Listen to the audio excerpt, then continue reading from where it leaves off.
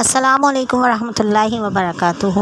میں ہوں ام عروہ، آپ کی یوٹیوب فیملی کی ایک نئی ممبر۔ امید ہے آپ سب خیریت سے ہوں گے، اپنی زندگیوں میں مصروف اور اپنے کاموں میں مگن۔ اس موضوع پہ میں آپ سے بات کرنے لگی ہوں، یقیناً وہ آپ کے لیے نیا نہیں ہوگا۔ ایسی بات ہے کہ ہماری زندگی میں ساری ہی چیزیں آتی ہیں جاتی ہیں، بہت ساری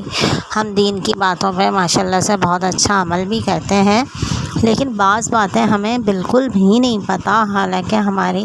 اتنی عمریں ہو گئی ہیں اور ہم ایک مسلمان خاندان میں ہی شکر الحمدللہ کہ پیدا ہوئے پلے بڑے، مگر پھر بھی ہمیں بھی وہ باتیں نہیں پتہ تھیں۔ تو جو لوگ دین سے تھوڑا دور ہیں یا اتنا قریب نہیں ہے، جنہوں نے صرف قرآن پڑھا ہے اور اسی کو ہی دین سمجھ لیا ہے، یا نماز روزے کو ہی خالی دین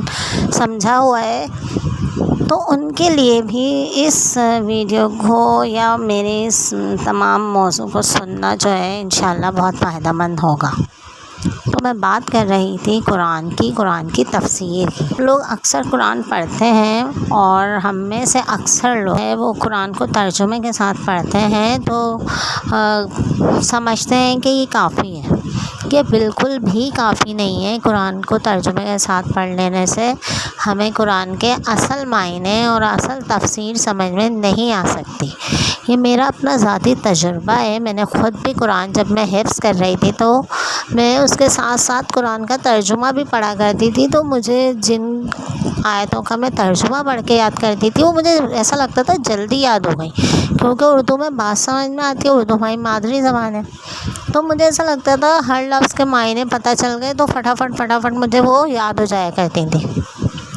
اور جو آیتیں میں بغیر ترجمے کے یا جو صورت میں بغیر ترجمے کے شروع کرتی تھی وہ مجھے ذرا ٹائم لگتا تھا اس کو یاد کرنے میں، لیکن بعض جگہ ترجمہ ایسا آتا تھا بعض صورتوں میں، جیسے آپ سورہ تکاثر کو ہی لے لیں کہ سورہ تکاثر کا ترجمہ میرے حساب سے ایسا آسان نہیں ہے جو آپ کی سمجھ میں آ جائے کہ آپ سورت پڑھیں ترجمہ پڑھیں اور آپ کو بات سمجھ میں آ جائے۔ ایسا کچھ بھی نہیں سمجھ میں آئے گا، آپ کو معنی پتہ ہی نہیں چل سکیں گے کہ کیا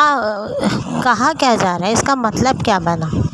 یا کم از کم میری ناقص عقل میں تو خیر وہ ترجمہ نہیں آیا۔ لیکن جب میں تفسیر پڑھنے لگی ہوں قرآن کی، تو اب میری تمام احکام جو ہے سورہ بقرہ سے لے کے سورہ آل عمران تک ہم پہنچے ہیں، تو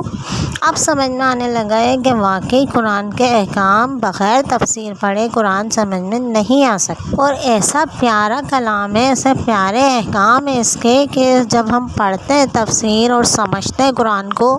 تو پھر ہمیں پتہ چلتا ہے کہ کتنا سارا وقت لا علمی میں گزر گیا، کیسی پیاری چیز کو ہم نے سمجھا ہی نہیں، ہم نے وقت ہی نہیں نکالا۔ لیکن پھر بھی شکر الحمدللہ کہ جو لوگ تفسیر پڑھ رہے ہیں یا پڑھنا چاہتے ہیں یا آج کے بعد اس ویڈیو کو سننے کے بعد پڑھنے کی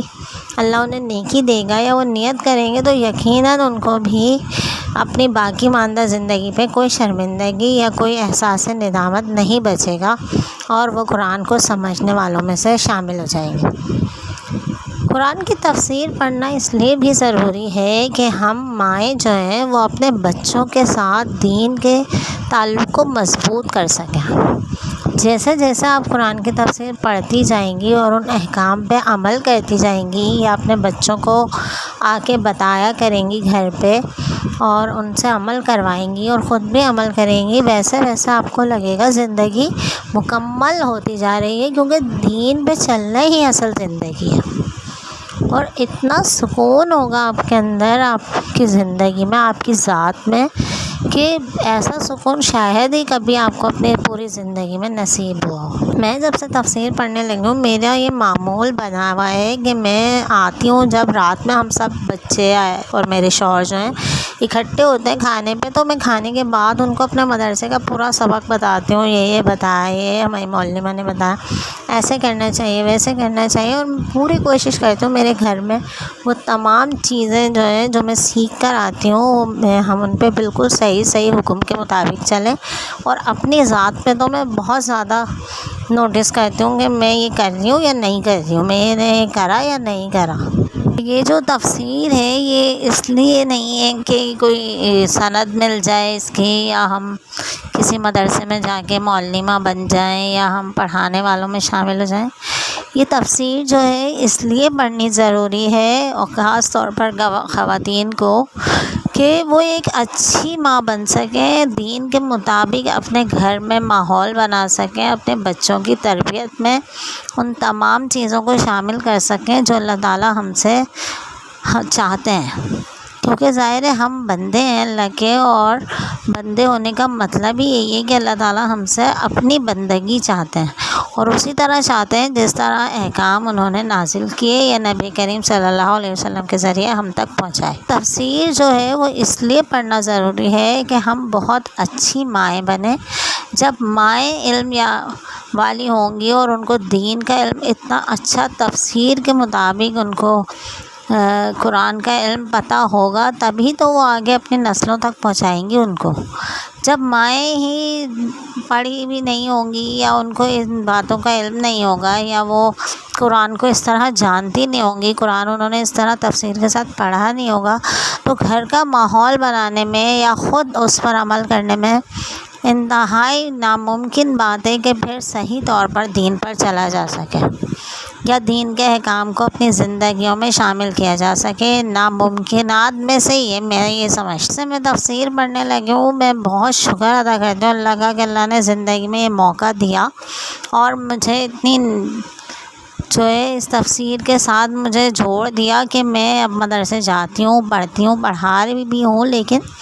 جو کچھ نہیں پتہ تھا وہ اب پتہ چلنے لگا ہے، اور بہت اچھا لگنے لگا ہے۔ کبھی کبھی تو اپنے آپ پر رونا بھی آتا ہے، شرمندگی بھی ہوتی ہے کہ ہائے اللہ اتنی زندگی گزر گئی، یہ ہمیں پتہ ہی نہیں تھا کہ ہمارا رب ہم سے یہ سب بھی چاہتا ہے، ہمیں تو یہ پتہ ہی نہیں تھا، ہم نے کیسی غفلت کی زندگی گزار دی۔ تو یہ تفسیر جو ہے ماؤں کو جو ہے وہ ایجوکیٹ کرتی ہے کہ ہمیں اپنے قرآن کا، اپنے دین کا صحیح علم